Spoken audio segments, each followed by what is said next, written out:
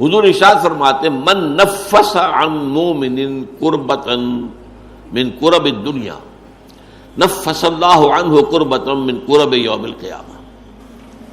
جس شخص نے کسی مومن کی دنیا کی سختیوں میں سے، دشواریوں میں سے کسی دشواری اور سختی کو دور کیا، اللہ تعالیٰ قیامت کے دن اس کی سختی اور دشواریوں کے اندر سے کمی کرے گا۔ یہاں اہل ایمان کے ساتھ اگر حسن سلوک کرو گے اس کا اجر اللہ کے ہاں ملے گا۔ اللہ تعالیٰ وہ سختیاں جو ہیں یوم القیامہ بڑی شدید اس کے جو احوال ہیں، وہ جو کہا جاتا ہے روایتی طور پر کہ پسینہ جو ہے وہ گردنوں تک آیا ہوا ہوگا اور سورج جو ہے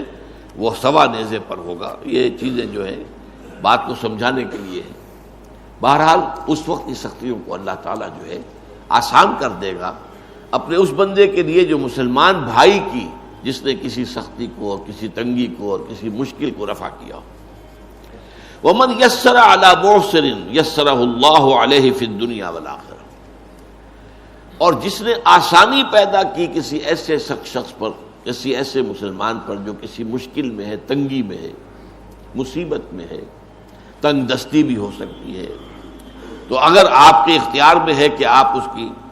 اس جو ہے تکلیف کے اندر آپ کمی کر سکیں اور اس کے لیے آسانی کا راستہ پیدا کر دیں، یا مثلاً آپ نے کسی کو قرض دیا تھا اور قرض کی ادائیگی کا وقت آ گیا، اس نے کہا تھا 2 سال کے بعد میں دے دوں گا واپس، اب اس کی پوزیشن نہیں ہے، وہ کسی ایسی حالت کے اندر ہے کہ ادا نہیں کر سکتا، تو اب آپ آسانی کریں، یہ نہ ہو کہ اس کے سر پر سوار ہو جائے، بلکہ یہ کہ آسانی کر دیں۔ قرآن مجید میں تو جہاں سود کی حرمت کا حکم آیا وہاں یہ بھی آیا ہے وَإِن تَعْفُوا خَيْرٌ لَكُمْ، دیکھو اگر ایک تو یہ کہ تمہارا مقروض جو ہے اگر نہیں دے سکتا تو اس کے لیے مہلت بڑھا دو، کوئی حرج نہیں، اور اگر معافی کر دو تو یہ سب سے بہتر ہے۔ آخر تمہارا مسلمان بھائی ہے، اس نے تم سے قرض لیا تھا، اور قرض ظاہر بات ہے آدمی دیتا ہے اپنی اضافی جو دولت ہے، جو بھی اس کے پاس بچت ہے اسی میں سے دے گا، اور وہ جو ہے اس کے بارے میں تو یہاں تک فرمایا سورہ بقرہ میں کہ یسألونک ماذا ينفقون قل العفو، اے نبی یہ آپ سے پوچھتے ہیں کتنا خرچ کریں ہم اللہ کی راہ میں، انفقوا انفقوا انفقوا انفقوا، تکرار تو بہت ہو رہی، کتنا؟ فرمایا جو بھی تمہاری ضرورت سے زائدہ دے دو، لیکن یہ روحانی تقاضا ہے، یہ قانونی تقاضا نہیں ہے۔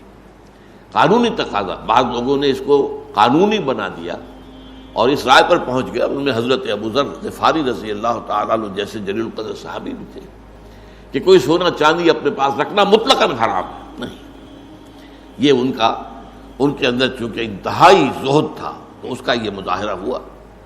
لیکن یہ ہے کہ یہ ہے آپ نے جو کوئی دولت آپ کے پاس تھی آپ نے اس میں زکوٰۃ ادا کر دی، باقی آپ کا ہے، آپ اپنے پاس رکھ سکتے ہیں، اور وہ آپ کی اولاد کو منتقل ہو سکتا ہے۔ وراثت کا قانون آخر کب کیسے لاگو ہوگا؟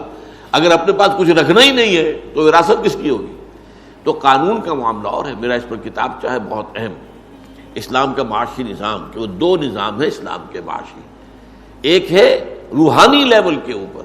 احسانی لیول کے اوپر، ایک ہے قانونی لیول کے اوپر۔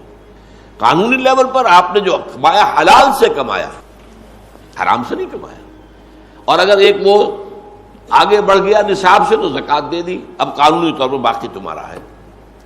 روحانی کیا ہے کہ اس کو بھی اللہ کے راستے میں دے دو،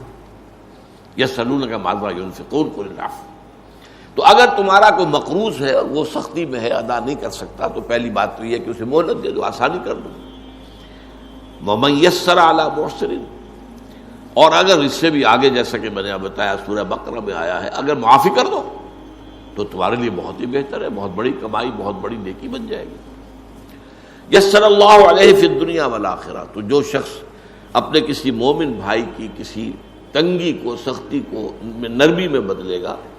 تو اللہ تعالیٰ دنیا اور آخرت میں اس کے لیے آسانیاں پیدا کر دے گا۔